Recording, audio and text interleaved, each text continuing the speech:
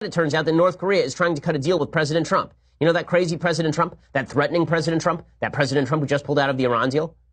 And North Korea is now trying to cut some sort of deal with President Trump. The latest evidence being that Mike Pompeo, the Secretary of State, a good Secretary of State, unlike John Kerry, is on his way to North Korea, and he is expected to return with 3 Americans detained in North Korea.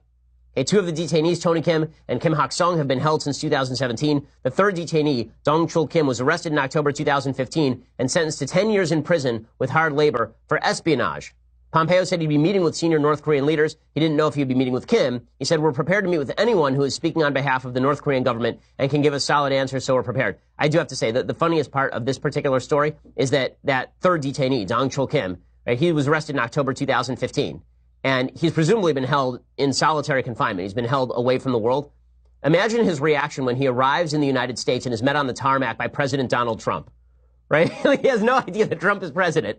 It's going to be amazing. He's going to get off the plane and Donald Trump's going to be like, "Hello, I'm the president now." And he's just going to be like, "What?" But that's the guy who freed him, right? Okay, that's the guy who got him free.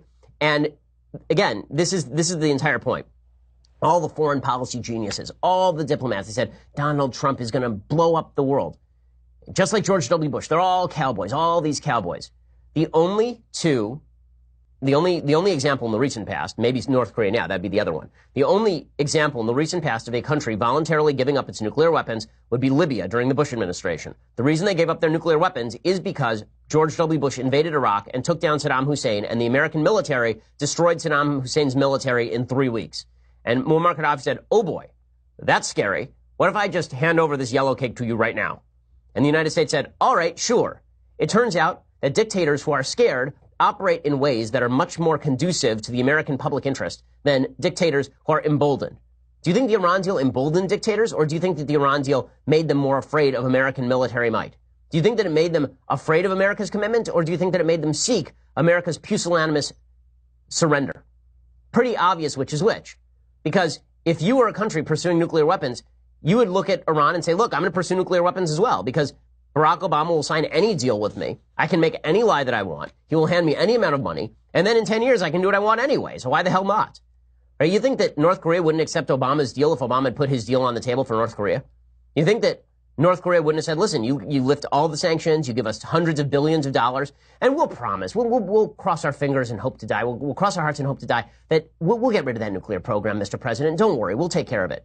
Do you think that they wouldn't have accepted that deal? Of course they would have accepted that deal, and they would have been lying. They accepted the same deal from Clinton, they accepted the same deal from George W. Bush, and they would have accepted it from Obama anyway.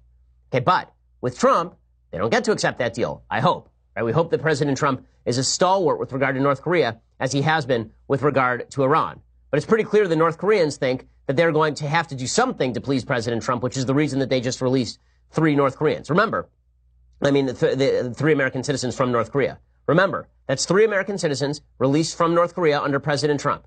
Remember that Otto Warmbier was killed in North Korea.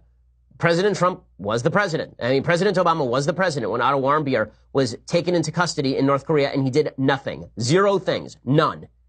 Okay, Otto Warmbier was given back to the United States after he was effectively brain dead, only after Trump took office. So clearly there's a bit of a math change here. Trump has changed something.